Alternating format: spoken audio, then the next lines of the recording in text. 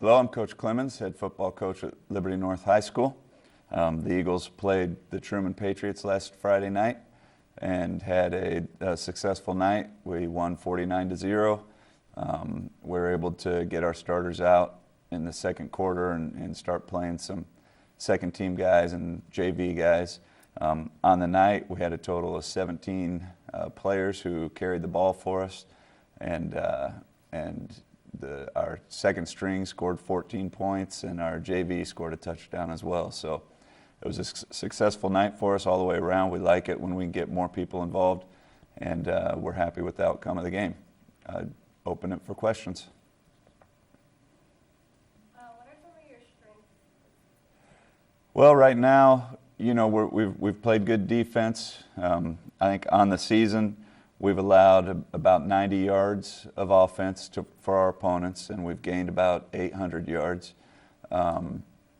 Offensively, we're trying to stay balanced. We're trying to, you know, throw the ball and run the ball an equal amount of times. Right now, because we got such big leads so early against our last two opponents, we're a little run heavier than we are pass, but the way we see it unfolding throughout the season is that we have a fairly even split throughout the year, and I think we're equally able to do both, run and throw. So we're happy with pretty much every facet of our game. Special teams are doing an excellent job as well, as we pinned Truman inside the 10-yard line on probably our first 5 kickoffs. So it was a lot of areas are going well right now, but the competition steps up a little bit this week, and we'll get to find out really how good we are at those things. Would you like to talk a little bit about your players of the week from last week, Richard Richardson and Sal Silvio? Richard Richardson, running back, was our offensive player of the week. He had 9 carries for 105 yards. He also had a 90-yard touchdown run that was called back by a penalty. That's actually 2 big plays this year that we've had that have been called back by penalties. We had a punt return in week 1 that was called back by a clipping penalty, and then we had a 90-yard run in week 2 that was called back by a hold. So we need to clean that up. Richard played a near flawless game in terms of blocking and running. He went to the right spot all the time, and he played hard. He broke a lot of tackles, and as a team, we're averaging 9 yards per rush right now, and Richard is one of the big reasons for that. Sal Silvio got a lot more playing time because Nick Hess has kind of a nagging injury, and Sal went out and played very physical football, forced a fumble, was getting after the football, getting some big hits, and he definitely deserved the award there at linebacker for Defensive Player of the Game. Would you like to talk about Nick Hess's injury, first of all, and then any other injuries that the team might be suffering? Well, Nick had a quad strain, and so we limited his action on Friday night, and then he twisted his ankle a little bit on Friday night as well. So, we're going to nurse him back to health and make sure he's good to go on Friday. You talked about things you needed to improve last week, such as tackling. Did you see improvement in this game this week? I think we tackled well. Again, what we're doing well is everybody's getting to the ball. We're not putting ourselves in a lot of one-on-one tackling situations. So there's a lot of good gang tackling. Truman was a run it straight at you football team, which kind of played into our hands because I think that we're a physical group, and our kids did a good job of getting downhill and hitting. It was a good physical game. Talk a little bit about your upcoming game against Fort Osage. Okay, we've got Fort Osage coming up, and they are, in my opinion, the best coached football team in the city, year in and year out. They're always their offense is a well-oiled machine. Their defense is fundamentally sound. Always is where they're supposed to be. I think that it's going to be an excellent football game. We need to be able to balance our offense. We need to be able to run and throw, and we need to be able to stop both the run and the pass because Fort O does it all equally well. We had a real hard-hitting, physical football game with them last year that went into the fourth quarter. Then they scored a couple late fourth quarter touchdowns to seal the game. But it was it was a very competitive, hard-hitting, hard-nosed football game, and we expect the same thing this year.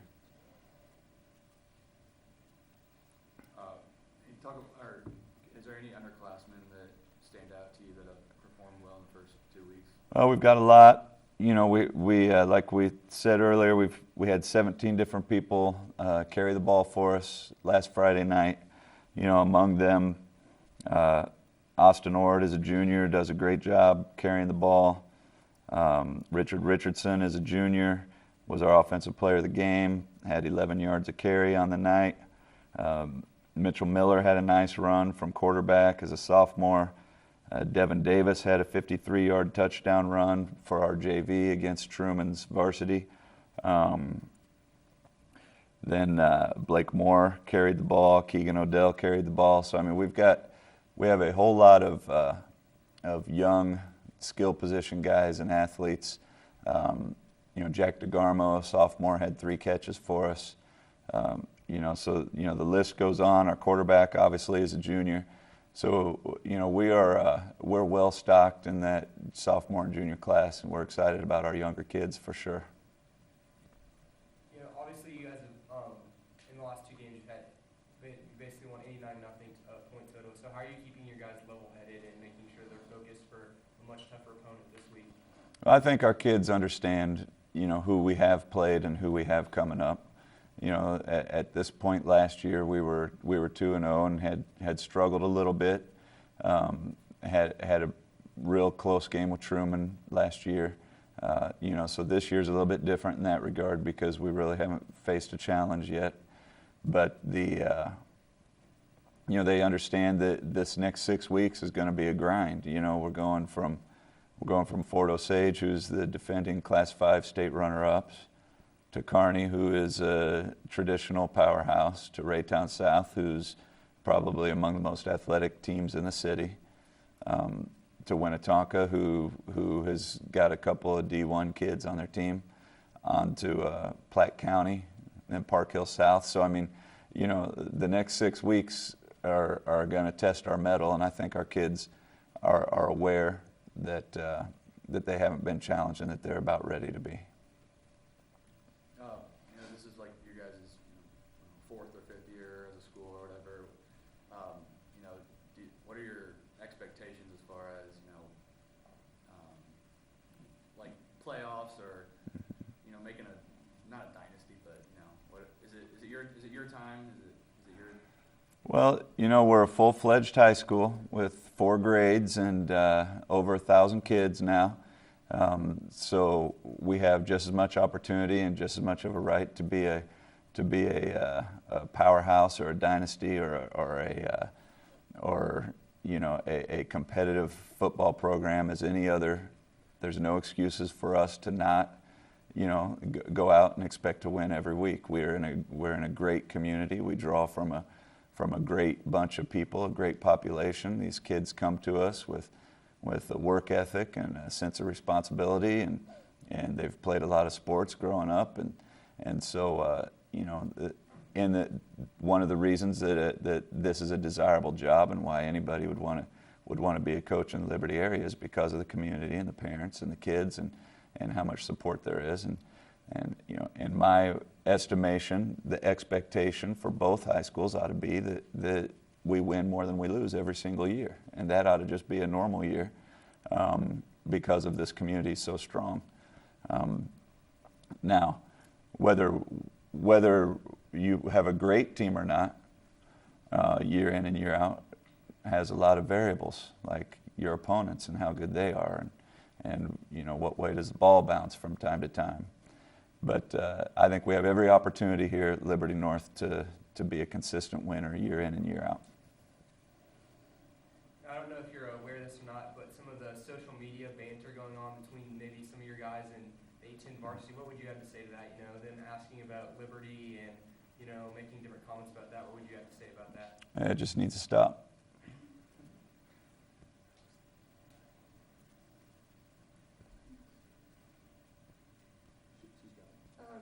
How's the heat affecting players and what you guys do in practice? Well, you know, we act like we're surprised every year that it's 100 degrees outside, but then it's 100 degrees outside every year. So it's nothing out of the ordinary to go out and practice in the heat. The kids have handled it fine. We haven't noticed any change in the way that they practice based on the conditions. There's still a bunch of knuckleheads, whether it's cool outside or hot outside. And but we are, you know, we're giving them, we're keeping them alert to the conditions and making sure that they're drinking plenty of water, and we're getting that water around to them out on the practice field. At the beginning of the season, you mentioned still needing a leader to step up on the field and really fuel the fire when you guys were down. Has that happened yet? Well, we're still looking. You know, we haven't really hit that time yet where we're down. I mean, we've started every game off with, you know, a 3-and-out on defense and then a touchdown on offense. So, you know, we've been ahead of the game in the last 2 weeks, and that moment will come when things aren't going well, and we're certainly looking for somebody to step up and take control in that kind of situation. I'm not sure if you mentioned this or not yet, but if there was one thing that your team has to do on Friday night to be Florida State, or do better, I guess, what is that thing going to be? Well, I'd say that our probably the number one issue that we have right now that's going to cause us to lose a game against a quality opponent is, you know, we've turned the ball over 3 times in 2 games, and then we've had a couple of costly penalties that have taken points off the board. We've had 2 touchdowns called back, so, you know, we can't turn the ball over. We can't have the costly penalties, and then defensively, we got to be sure that we don't give up big play scores. You know, we're going to give up some first downs. We're going to, you know, but we've got to be sure that we don't allow the big play.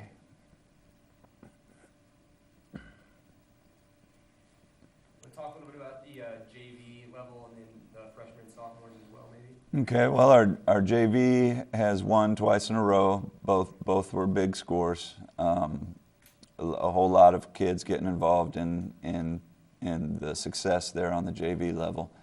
The sophomore team lost a heartbreaker to Lee Summit West, 18-14. They had a 14-12 lead with a minute left, and Lee Summit West knocked one in at the end of the game.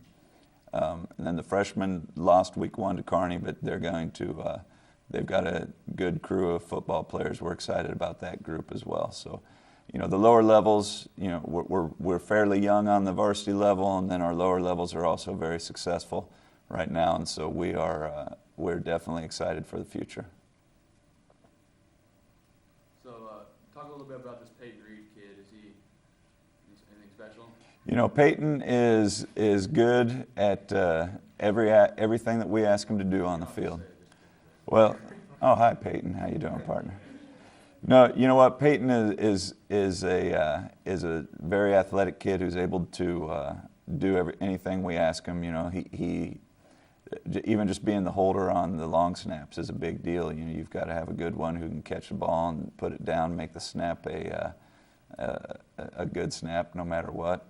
And then he's doing a great job of catching the ball and blocking downfield.